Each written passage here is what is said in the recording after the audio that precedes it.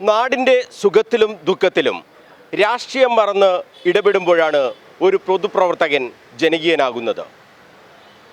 ഈ നാട്ടിലെ ഓരോ ആളുകളുടെയും കാര്യങ്ങൾ അന്വേഷിച്ച് അവർക്കൊപ്പം നിൽക്കുമ്പോഴാണ് ഒരു സ്ഥാനാർത്ഥിയും ജനകീയനാകുന്നത്. ഉദയംകുന്ന് ഡിവിഷനിൽ ഇഞ്ചോടിഞ്ച് പോരാട്ടം നടക്കുന്ന കണ്ണൂർ കോർപ്പറേഷനിലെ ഒരു വാർഡാണ്. ശക്തമായ ത്രികോണ മത്സരത്തിൻ്റെ പ്രതീതിയാണ് ഉദയംകുന്ന് ഡിവിഷനിൽ. ഇവിടെ LDFിൻ്റെ സ്വതന്ത്ര സ്ഥാനാർത്ഥിയായി അനിൽകുമാർ എത്തിയതോടുകൂടി മത്സരത്തിൻ്റെ സ്വഭാവം മാറുകയാണ്. അനിൽകുമാറിന് പ്രത്യേകതകൾ ഏറെയുണ്ട്. ഇവിടുത്തെ എല്ലാ റെസിഡൻഷ്യൽ അസോസിയേഷനുകളുമായുള്ള ബന്ധം തന്നെയാണ് അനിൽകുമാറിനെ വ്യത്യസ്തനാക്കുന്നത്. തെരഞ്ഞെടുപ്പ് പ്രചരണ പ്രവർത്തനങ്ങളിൽ സജീവമാണ് അനിൽകുമാറും LDF പ്രവർത്തകരും. ഓരോ വീടുകളിലും എത്തി ഇവിടെ എന്തൊക്കെ കാര്യങ്ങൾ നടപ്പാക്കും എന്ന് നാട്ടുകാരോട് പറയുകയാണ് സ്ഥാനാർത്ഥി. ഓരോ 6 മാസവും ഇവിടുത്തെ ആളുകളെ വിളിച്ചുകൂട്ടി എന്തൊക്കെ കാര്യങ്ങൾ ഇവിടെ നടപ്പാക്കണം, ഞാൻ എങ്ങനെ പ്രവർത്തിക്കണം എന്ന് അവരോട് ചോദിച്ച് അവർ പറയുന്നതിനനുസരിച്ച് പ്രവർത്തിക്കും എന്നാണ് സ്ഥാനാർത്ഥിയുടെ വാഗ്ദാനം. ഒരുപക്ഷെ മറ്റ് സ്ഥാനാർത്ഥികളൊന്നും നൽകാത്ത ഒരു വാഗ്ദാനം തന്നെയാണ് അത്. എന്തായാലും LDF പ്രവർത്തകർക്കൊപ്പം സ്ഥാനാർത്ഥി അനിൽകുമാർ ഇപ്പോൾ നമ്മളോടൊപ്പം ചേരുകയാണ്. വലിയ രീതിയിലുള്ള പ്രചരണ പ്രവർത്തനങ്ങൾ, ഒരു ശക്തമായ ത്രികോണ മത്സരത്തിൻ്റെ പ്രതീതി ഉദയംകുന്നിലുണ്ട്. എല്ലാവരും ശ്രദ്ധ കേന്ദ്രീകരിക്കുന്ന ഒരു ഡിവിഷനായി ഉദയംകുന്ന് മാറിയിട്ടുണ്ട്. ഉദയംകുന്ന് UDFിൻ്റെ സിറ്റിംഗ് സീറ്റാണ്. അത് പിടിച്ചെടുക്കുക എന്ന ലക്ഷ്യത്തോടു കൂടിയാണ് LDF ഒരു സ്വതന്ത്ര സ്ഥാനാർത്ഥി, അതായത് രാഷ്ട്രീയ പരിവേഷത്തിനപ്പുറത്ത് ഈ നാടിൻ്റെ ജനങ്ങളുമായി ബന്ധമുള്ള ഒരാളെ LDF സ്ഥാനാർത്ഥിയായി കണ്ടെത്തിയത്. ആ തീരുമാനം ശരിയാണ് എന്ന് തെളിയാൻ പോവുകയാണോ? തീർച്ചയായിട്ടും.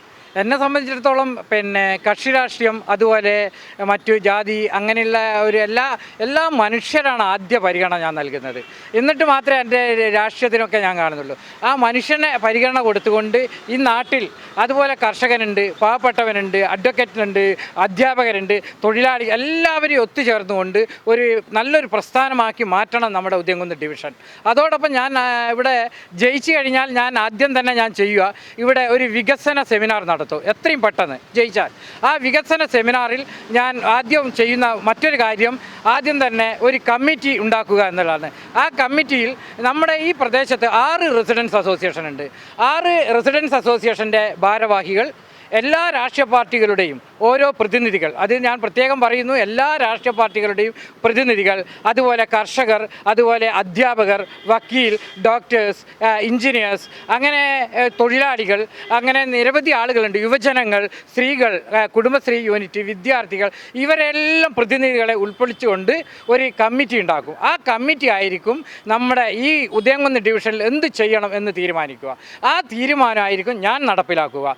അതെങ്ങനെയെന്ന് പറഞ്ഞാൽ ഈ കമ്മിറ്റി 3 മാസം കൂടുമ്പോൾ ഓരോ യോഗം നടക്കും. 3 മാസം കൂടുമ്പോൾ അതിൽ നമ്മളൊരു തീരുമാനം എടുക്കും, ഇന്നതൊക്കെ ചെയ്യണം, അത് നടപ്പിലാക്കും. അതോടൊപ്പം 6 മാസം കൂടുമ്പോൾ നമ്മുടെ ഈ പ്രദേശത്തെ മുഴുവൻ ആളുകളെയും, അതായത് മുഴുവൻ വോട്ടർമാരെയും, ഇവിടെ താമസിക്കുന്ന എല്ലാ ജനവിഭാഗങ്ങളെയും പങ്കെടുപ്പിച്ചുകൊണ്ട് ഒരു വലിയൊരു യോഗം നടത്തും എല്ലാ 6 മാസത്തിനിടയ്ക്ക്.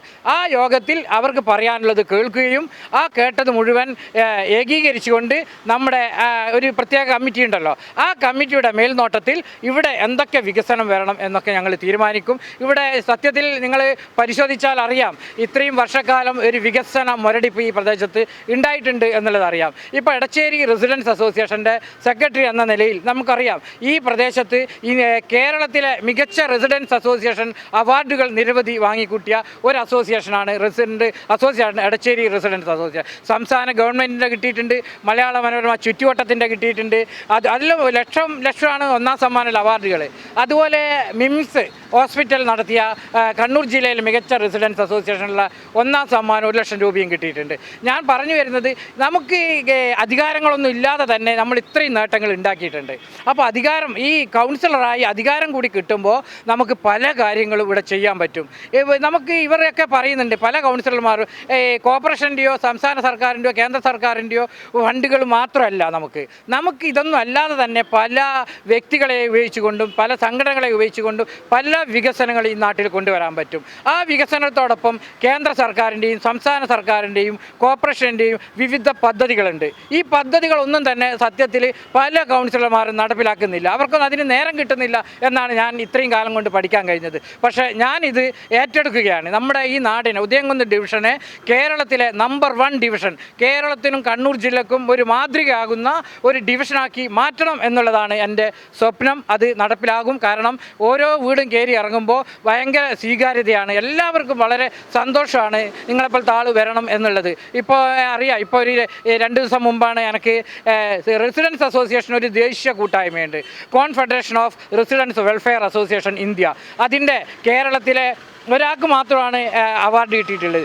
ദേശീയ അവാർഡാണ് കിട്ടിയിട്ടുള്ളത്. അത് എൻ്റെ മികച്ച സംഘടനത്തിനുള്ള അവാർഡാണ് എനിക്ക് കിട്ടിയിട്ടുള്ളത് ദേശീയമായിട്ട്. അപ്പോൾ ആ അവാർഡ് കിട്ടിയത് അത് അർത്ഥവത്താക്കാൻ കിട്ടുന്ന ഏറ്റവും വലിയ ഒരു അവസരമാണ് ഉദയംകുന്ന് ഡിവിഷനിൽ വിജയിച്ച് വരിക എന്നുള്ളത്. വിജയിച്ച് കഴിഞ്ഞാൽ അത് തെളിയിക്കുക എന്നുള്ളത് എൻ്റെ കടമ കൂടിയാണ്. ഞാൻ നിങ്ങളോടൊപ്പം ഉണ്ടാകും, ജനങ്ങളോടൊപ്പം ഉണ്ടാകും, ജനങ്ങളും എന്നോടൊപ്പം ഉണ്ടാകും എന്നുള്ള ഉറച്ച വിശ്വാസമുണ്ട്. ആ വിശ്വാസം എന്നെ വിജയത്തിലെത്തിക്കും എന്നുള്ള ഒരു അടിയുറച്ച വിശ്വാസമുണ്ട്. എൻ്റെ അപ്പുറം ഇത്രയും ആളുകൾ നല്ല ഈ സപ്പോർട്ട്, ഈ ഇടതുപക്ഷ മുന്നണിയുടെ വളരെയേറെ പിന്തുണ എനിക്കുണ്ട്. അതോടൊപ്പം തന്നെ എല്ലാ രാഷ്ട്രീയ പാർട്ടികളുടെയും ഇടയിൽ ജനങ്ങളും എന്നോടൊപ്പം ഉണ്ട് എന്നുള്ളതാണ്. ഈ രാഷ്ട്രീയ പാർട്ടി മാത്രമല്ല, ഈ രാഷ്ട്രീയങ്ങളൊന്നും ഇല്ലാത്ത കുറേ ജനവിഭാഗമുണ്ട്. അവരുടെയൊക്കെ വോട്ട് എനിക്ക് കിട്ടുമെന്നുള്ള ഉറച്ച വിശ്വാസമുണ്ട്. അതാണ് ഇന്ന് എനിക്ക് പറയാനുള്ളത്. ഈ 3ാം സ്ഥാനത്ത് നിന്ന് വേണം 1ാം സ്ഥാനത്തേക്ക് വരാൻ. 3ാം സ്ഥാനത്ത് നിന്ന് സത്യം പറഞ്ഞാൽ അതാണ്, 3ാം സ്ഥാനത്ത് നിന്ന് 1ാം സ്ഥാനത്ത് വരാൻ കുറച്ച് പണിയുണ്ട് എന്നുള്ളതായിരിക്കും. സത്യത്തിൽ ഞാൻ ഇവിടെ നോക്കിയാൽ ഞങ്ങൾ എല്ലാ കാര്യത്തിലും 1ാം സ്ഥാനത്താണ് ഉള്ളത്. നമ്മുടെ പ്രവർത്തനങ്ങൾ കൊണ്ട് ഈ നാട്ടിൽ ജനങ്ങൾക്ക് അതറിയാം. ബാലറ്റിലും 1ാം സ്ഥാനത്താണ്. അതും ഒരു ഭാഗ്യമായിട്ട് കാണുകയാണ്. ബാലറ്റിൽ സ്വതന്ത്ര സ്ഥാനാർത്ഥി ആയിട്ട് പോലും എനിക്ക് ബാലറ്റിൽ 1ാം സ്ഥാനത്ത് കിട്ടി. അതും ഒരു വിജയത്തിൻ്റെ ചവിട്ടുപടിയാണ് എന്നുള്ളതാണ് മനസ്സിലാക്കുന്നത്. എന്തായാലും ഇവിടെ എന്തൊക്കെ പ്രശ്നങ്ങളാണ് ആളുകൾ പറയുന്നത്? ഇവിടുത്തെ എന്താണ് ഇവിടെ ഇല്ലാത്തത്? ഇവിടെ ഇല്ലാത്തത് പറഞ്ഞാൽ കുറേ കാര്യങ്ങൾ പറയാനുണ്ട്. ഇപ്പോൾ പ്രധാന പ്രശ്നം നമ്മുടെ നായ് പ്രശ്നം തന്നെയല്ലേ. നായിൻ്റെ പ്രശ്നം ഇവിടെ എവിടെ നോക്കിയാൽ എത്രയാ നായ്ക്കൾ. ഇതിന് കോർപ്പറേഷനോ മറ്റുള്ളതോ ഒന്നും ചെയ്യുന്നില്ല എന്നുള്ളതാണ്. കോടതിയുടെ പ്രശ്നങ്ങളുണ്ട്, കോടതി അങ്ങനെ പറയുന്നുണ്ട്. പക്ഷേ ബഹുമാനപ്പെട്ട കോടതിയുടെ കാര്യങ്ങൾ ഉപയോഗിച്ചെടുത്തുകൊണ്ട് തന്നെ നമുക്ക് പല കാര്യങ്ങളും പ്രശ്നം പരിഹരിക്കുന്നതിന് 1ാം പ്രയോറിറ്റി നൽകും. തീർച്ചയായിട്ടും നായപ്രശ്നമാണ് നമ്മുടെ ഈ പ്രദേശം 1ാം പ്രയോറിറ്റി നൽകേണ്ട പ്രധാന പ്രശ്നം. അതോടൊപ്പം നിരവധി ഇപ്പോൾ നമുക്കറിയാം, ഇവിടെ വയോജനങ്ങൾക്ക് ഒരു നല്ല ഇരിപ്പിടങ്ങൾ, അവർക്ക് സന്തോഷിക്കാനുള്ള ഒരു തോട്ടങ്ങൾ, അവിടെ ഇരുന്നിട്ട് അവർക്ക് ഉല്ലസിക്കാനുള്ള അങ്ങനെയുള്ള കുറേ കാര്യങ്ങൾ ചെയ്യാനുണ്ട്. പ്രത്യേകിച്ച് യുവതീവാക്കൾക്ക് തൊഴിൽ കണ്ടെത്തുന്നതിന് വേണ്ടിയിട്ടുള്ള കുറേ കാര്യങ്ങൾ ഞാൻ ആലോചിച്ചുകൊണ്ടിരിക്കുകയാണ്. ഞാൻ പറഞ്ഞല്ലോ, നമ്മുടെ കമ്മിറ്റിയിൽ അതുമായി എഞ്ചിനീയർമാർ, ഡോക്ടർമാർ എല്ലാവരും ഉൾപ്പെടുത്തിക്കൊണ്ടുള്ള കമ്മിറ്റി. അപ്പോൾ അവരുടെയൊക്കെ നിർദ്ദേശത്തിൽ ഇവിടെ കുറേ പദ്ധതികൾ, എല്ലാ പദ്ധതികളും വലിയ പൈസ ചിലവാക്കിയിട്ടുള്ള പദ്ധതികളൊന്നും അല്ലാതെ തന്നെ ജനങ്ങൾക്ക് ഉപകാരപ്പെടുന്ന കുറേ പദ്ധതികളുണ്ട്. അതൊക്കെ പഠിച്ച് നിർബന്ധമായിട്ട് ചെയ്യും, നടപ്പിലാക്കും എന്നുള്ളതാണ് പറയാനുള്ളത്. ഉദയംകുന്നിൽ വിജയത്തിന്റെ കാറോടും. തീർച്ചയായിട്ടും ഉദയംകുന്നിൽ വിജയത്തിൻ്റെ കാർ ഓടും എന്നുള്ള കാര്യത്തിൽ ഒരു തർക്കവും വേണ്ട. കാരണം അത്രയും ജനങ്ങളുടെ സപ്പോർട്ട്. ഓരോ വീട്ടിൽ പോകുമ്പോൾ അമ്മമാരും കുട്ടികളും യുവാക്കളും ഒക്കെ എന്നോട് പറയുന്നത് നിങ്ങൾ തന്നെയാണ് വരേണ്ടത്, കാരണം നിങ്ങളെപ്പറ്റി അറിയാം എന്നുള്ളതാണ്. അവരോടൊന്നും സത്യത്തിൽ ഇടതുപക്ഷ മുന്നണി എനിക്ക് പിന്തുണ നൽകുമ്പോൾ അവർ പോലും ഇത്ര പ്രതീക്ഷിച്ചിട്ടില്ല. വീടുകൾ പോകുമ്പോൾ വീട്ടിൽ എന്നെ പരിചയപ്പെടുത്തേണ്ടി വരുന്നില്ല എന്നുള്ളതാണ്. കാരണം അവർക്കറിയാം ഞാൻ എന്ത് ചെയ്യുന്നു എന്നുള്ളതൊക്കെ നേരിട്ട് അറിയുന്ന ആളുകളാണ് ഈ ഇവിടെയുള്ള മുഴുവൻ വോട്ടർമാരും എന്നുള്ള ഒരു വിശ്വാസം എനിക്കുണ്ട്. ഹൃദയത്തോട് ചേർത്ത് വെച്ച് അവരോട് പറയാനുള്ളത് എൻ്റെ ചിഹ്നമായ കാർ അടയാളത്തിൽ വോട്ട് ചെയ്ത് വിജയിപ്പിക്കുക എന്നുള്ളത് തന്നെയാണ്. എന്തായാലും അവരൊക്കെ എൻ്റെ കൂടെ ഉണ്ടാവും. ഈ അമ്മമാരൊക്കെ വലിയ ആശങ്കയിലുള്ളത് ഈ കണ്ണൂർ നഗരവുമായി ചേർന്ന് നിൽക്കുന്ന ഒരു ഡിവിഷനാണിത്. ഇവിടുത്തെ വലിയൊരു പ്രശ്നം ഈ മയക്കുമരുന്നുമായി ബന്ധപ്പെട്ട കാര്യങ്ങളൊക്കെ ആയിരിക്കും. അത്തരം കാര്യങ്ങൾ, അതായത് മയക്കുമരുന്നുമായി ബന്ധപ്പെട്ട ആരെങ്കിലും ഈ ഡിവിഷൻ പരിസരത്ത് വന്നാൽ നിങ്ങൾ വിടില്ല. തീർച്ചയായിട്ടും മയക്കുമരുന്നിനെതിരെ പോരാടുന്ന ഒരു വ്യക്തിയാണ് ഞാൻ. എൻ്റെ പ്രകടന പത്രിക, ഞാനായിട്ട് എൻ്റെ ഒരു പ്രകടന പത്രിക ഇറക്കിയിട്ടുണ്ട്. അതിൽ മയക്കുമരുന്നിനെതിരെ പോരാടുന്ന അതിൻ്റെ ബോധവൽക്കരണവും മറ്റു പ്രവർത്തനങ്ങളും അതിൽ ഞാൻ പ്രത്യേകം പറഞ്ഞിട്ടുണ്ട്. എൻ്റെ വിഷയങ്ങളിൽ ഏറ്റവും വലിയൊരു പ്രധാന വിഷയം, ഇപ്പോൾ എൻ്റെ എടച്ചേരി റെസിഡൻറ്റ് അസോസിയേഷൻ്റെ ഇതിൽ തന്നെ ഞങ്ങൾ മയക്കുമരുന്നിനെതിരെ മനുഷ്യ ചങ്ങല നടത്തിയിട്ടുണ്ട്, റാലി നടത്തിയിട്ടുണ്ട്, ബോധവൽക്കരണം വീടുകൾ കയറി സ്ലിപ്പ് കൊടുത്ത് അതിൻ്റെ ബോധവൽക്കരണം നടത്തിയിട്ട് അതൊക്കെ ഇനി ഒരു അധികാരം കിട്ടുമ്പോൾ കൗൺസിലർ ആകുമ്പോൾ അതിനൊക്കെ കൂടുതൽ ശക്തി പകരും. എന്നെ സംബന്ധിച്ചിടത്തോളം മയക്കുമരുന്ന് മാഫിയ പേടിച്ചുകൊണ്ടുള്ള ആളല്ല ഞാൻ. അതുകൊണ്ട് തന്നെ അവർക്കെതിരെയുള്ള പോരാട്ടം തുടരും. എന്തായാലും ഇത് വലിയൊരു ഈ അമ്മമാർക്കൊക്കെ ഒരു ആശ്വസിക്കാൻ കഴിയുന്ന അല്ലെങ്കിൽ അതിനൊരു ശക്തമായ നടപടി ഉണ്ടാകും എന്ന് പ്രതീക്ഷിക്കാൻ കഴിയുന്ന ഒരു ഇടപെടൽ ഈ ജയിച്ചു വന്ന കൗൺസിലറുടെ ഭാഗത്തു നിന്നുണ്ടാകുമോ? നിർബന്ധമായും ഉണ്ടാവും. നമ്മുടെ ഉദയംകുന്നിൽ നല്ലൊരു മാറ്റമാണ് നമ്മൾ പ്രതീക്ഷിക്കുന്നത്. എന്തു തന്നെയായാലും ആ മാറ്റം വികസനത്തിനൊപ്പമാണ്. അതുപോലെ എല്ലാ വീടുകളിലുള്ള എല്ലാ അമ്മമാരും ഈ ഒരു പ്രതീക്ഷയിൽ തന്നെയാണ്. ഈ ഒരു മാറ്റം നമുക്ക് അനിവാര്യമാണ്. ഈ അവരൊക്കെ സമീപിക്കുമ്പോൾ എന്താ പറയുന്നത് സ്ഥാനാർത്ഥിയെക്കുറിച്ച്? നല്ല രീതിയിലുള്ള ഒരു പ്രതികരണമാണ്. ആദ്യമൊക്കെ നമുക്കൊരു ചെറിയൊരു ഉൾഭയം ഉണ്ടെങ്കിലും ഇപ്പോൾ ആ ഒരു ഭയം ഇല്ല. ശരിക്കും 100% നമ്മുടെ വിജയത്തിന്റെ ആ ഒരു ലക്ഷ്യത്തിലേക്ക് തന്നെയാണ് പോകുന്നത്. എന്താണ് പറയുന്നത്? എല്ലാവരും എന്താ പറയുന്നത്? അനിയേട്ടനെ കുറിച്ച് നല്ല പ്രതീക്ഷയാണ്. അനിയേട്ടൻ എന്ന വ്യക്തി നാട്ടുകാരെ പൾസ് അറിയുന്നൊരു മനുഷ്യനാണ്. എല്ലാവരും ചേർത്ത് പിടിക്കാനും സമൂഹത്തിൻ്റെ നന്മ ലക്ഷ്യമാക്കി നടത്തുന്ന പ്രവർത്തനങ്ങൾ അനിയേട്ടൻ്റെ ഭൂരിഭാഗവും. അതുകൊണ്ട് തന്നെ നാട്ടിൽ നന്മ വരും. അനിയേട്ടൻ ജയിക്കും. നിങ്ങളുടെ പണി കുറച്ച് എളുപ്പമായിട്ടുണ്ടോ സ്ഥാനാർത്ഥി ആർ അനിൽ? തീർച്ചയായിട്ടും ഒരുപാട് എളുപ്പമായിട്ടുണ്ട്. അനിയേട്ടൻ മുന്നിലുള്ളപ്പം നമുക്ക് ധൈര്യമാണ്. ജയിക്കും. ജയിക്കും. ഒരു സംശയമില്ല. ഒരു സംശയമില്ല. ഉറപ്പാണ്. ഉറപ്പാണ്. കാറോടും. കാറോടും. കാറോടും ഉറപ്പാണ്. എന്താണ്? തീർച്ചയായും ജയിക്കുന്ന കാര്യത്തിൽ ഒരു സംശയമില്ല. പക്ഷേ നമുക്ക് ഭൂരിപക്ഷം കൂടുമെന്നാണ് തോന്നുന്നത്. ഭൂരിപക്ഷത്തിൽ ജയിക്കും. മൂന്നാം സ്ഥാനത്താണ് ഇപ്പോൾ. അതൊന്നും ഒരു വിഷയമല്ല. ഇപ്പൊ അനിയേട്ടനായതുകൊണ്ട് നമുക്കത് പേടിയില്ല. നമ്മൾ എന്തായാലും ഒന്നാം സ്ഥാനത്ത്. അങ്ങനെയാണോ? എന്താണ്? തീർച്ചയായിട്ടും മൂന്നാം സ്ഥാനത്തുള്ള ഒരു വിഷയം ഇപ്പം നമ്മുടെ മുമ്പിലില്ല. നമ്മൾ തീർച്ചയായും ജയിക്കും, അത് ഉറപ്പാണ്. അതൊരു സംശയമില്ല. അതിന് വലിയ ആത്മവിശ്വാസമാണ്. വലിയ ആത്മവിശ്വാസമാണ്. തീർച്ചയാണത്. എന്താണ് ആത്മവിശ്വാസത്തിന്റെ കാരണം? എന്താ? അല്ല, നമ്മുടെ സ്ഥാനാർത്ഥിയുടെ തന്നെയാണ് മെറിറ്റ്. കാരണം നമ്മൾ അങ്ങോട്ട് പരിചയപ്പെടുത്തേണ്ട അവസ്ഥ പല വീടുകളിൽ ഉണ്ടാകുന്നില്ല. അനിൽകുമാറാണോ ചോദിച്ചിട്ടാണ് അവർ ഇങ്ങോട്ട് പരിചയപ്പെടുന്നത്. അത് നമുക്ക് മെറിറ്റായിട്ടാണ് കാണുന്നത്. എന്തായാലും വലിയ ആത്മവിശ്വാസത്തിലാണ് LDF പ്രവർത്തകർ. മൂന്നാം സ്ഥാനത്ത് നിന്നും ഒന്നാം സ്ഥാനത്തേക്ക് വരാൻ കഴിയുമെന്ന ആത്മവിശ്വാസം, അതിൽ സ്ഥാനാർത്ഥി എന്ന ആർ അനിൽകുമാറിന്റെ പ്രത്യേകതകൾ തന്നെയാണ് LDFന്റെ ഏറ്റവും പ്ലസ് പോയിന്റായി അവർ എടുത്തു കാട്ടുന്നത്. വലിയ ആത്മവിശ്വാസത്തിൽ ആ ആത്മവിശ്വാസം വോട്ടെണ്ണുമ്പോഴും ഉണ്ടാകുമല്ലോ നിങ്ങളുടെ മുഖത്ത്? തീർച്ചയായും ഉണ്ടാകും. തീർച്ചയായും ഉദയംകുന്നിൽ കാർ ഓടും. ജനങ്ങളുടെ ഇടയിൽ വീടുകളിലേക്ക് കയറുമ്പോൾ നമുക്ക് കിട്ടുന്ന ഒരു ആത്മവിശ്വാസമാണത്. നമ്മൾ തുടങ്ങുമ്പോൾ ആ ഒരു ആത്മവിശ്വാസം ഉണ്ടായിരുന്നില്ല. തുടക്കത്തിൽ അനിയേട്ടനെ പരിചയപ്പെടുത്തേണ്ടി വരുമോ? ഏതൊരു സ്ഥലത്ത് പോകുമ്പോഴും നമ്മളെ ഇത്രയാളെ വോട്ട് നിങ്ങൾ ഉറപ്പിച്ചോ? നമുക്ക് പേഴ്സണലി അറിയുന്ന ആളാണ് അല്ലേ? ഇന്ന രീതിയിൽ ഇയാളെ നമ്മൾ എവിടെയോ കണ്ടിട്ടുണ്ടല്ലോ ആലോചിക്കുമായിരുന്നു. അപ്പോൾ ഇന്ന പരിപാടിയിലൊക്കെ പങ്കെടുത്തിട്ടുള്ള ആളാണ് എന്നുള്ള ആ ഒരു രീതിയിൽ അവർ ഓർമ്മിച്ചെടുക്കുന്നുണ്ട്. തീർച്ചയായും. ചെറിയ കുട്ടികൾ, അദ്ദേഹത്തിന് ഈ ഇവിടുത്തെ നാട്ടിലെ ചെറിയ കുട്ടികൾ മുതൽ വൃദ്ധജനങ്ങളടക്കം നന്നായി അറിയുന്നൊരു വ്യക്തിയാണ്. ഏത് ഏരിയയിൽ പോയി കഴിഞ്ഞാലും അദ്ദേഹത്തിന് പൂർണ്ണമായ സപ്പോർട്ട് കിട്ടുന്ന ഒരു വ്യക്തിയാണ്. നല്ല സ്വഭാവം, നല്ല ക്ലീൻ ഇമേജ് ഉള്ള ആളാണ്. സോ അതുകൊണ്ട് ഡെഫിനറ്റ്ലി 3-1 എല്ലാവർക്കും അറിയപ്പെടുന്ന ഒരു സ്ഥാനാർത്ഥിയാണ്. അദ്ദേഹത്തിന് പരിചയപ്പെടുന്ന ഒരു കാര്യമല്ല. അദ്ദേഹത്തിൻ്റെ പ്രവർത്തന മികവും നമുക്ക് നല്ലോണം അറിയാം. അദ്ദേഹത്തിൻ്റെ പ്രവർത്തന മികവ് ഉദ്ദേശിച്ചുകൊണ്ട് നമ്മളുടെ നിരവധി കാര്യങ്ങൾ അദ്ദേഹമായിട്ട് ഇൻട്രാക്ട് ചെയ്തിട്ടുണ്ട്. ആ ഇൻട്രാക്ട് ചെയ്ത കാര്യങ്ങളൊക്കെ പ്രാവർത്തികമാക്കുന്നതിന് വേണ്ടി നല്ലൊരു പ്രവർത്തനം അദ്ദേഹത്തിൻ്റെ ഭാഗത്ത് ഉണ്ടാകുമെന്ന് അനുഭവത്തിൽ കൂടി നമുക്ക് അറിയാൻ കഴിയും.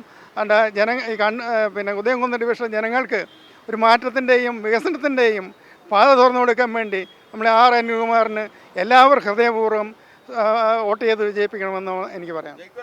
ജയിക്കും. തീർച്ചയായും ജയിക്കും. ഇവിടെ പറഞ്ഞതിൻ്റെ അടിസ്ഥാനത്തിൽ ഇതുവരെ നടത്തിയ പ്രവർത്തനത്തിൻ്റെ അടിസ്ഥാനത്തിൽ വികസനത്തിന് കളമൊരുങ്ങിയിരിക്കുകയാണ്. അനിൽകുമാർ അരികിലുണ്ട് എന്നാണ് ഞങ്ങളുടെ പ്രധാനപ്പെട്ട ക്യാപ്ചർ. അനിൽകുമാർ സ്ഥാനാർത്ഥിയായതോടുകൂടി ഞങ്ങൾ LDFൻ്റെ സജീവ പ്രവർത്തകരാണ്. സാധാരണ സ്ഥാനാർത്ഥിയെ നിർത്തുന്നവരാണ്.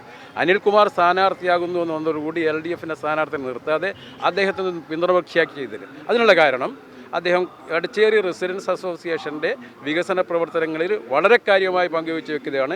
അവിടെ നടക്കുന്ന വികസന പ്രവർത്തനങ്ങൾ ഇങ്ങോട്ട് വന്നു കഴിഞ്ഞാൽ നമ്മൾ രക്ഷപ്പെട്ടു. പിന്നെ നമ്മളിതിനെ മറ്റ് സ്ഥാനാർത്ഥികൾ നിർത്തേണ്ട കാര്യം?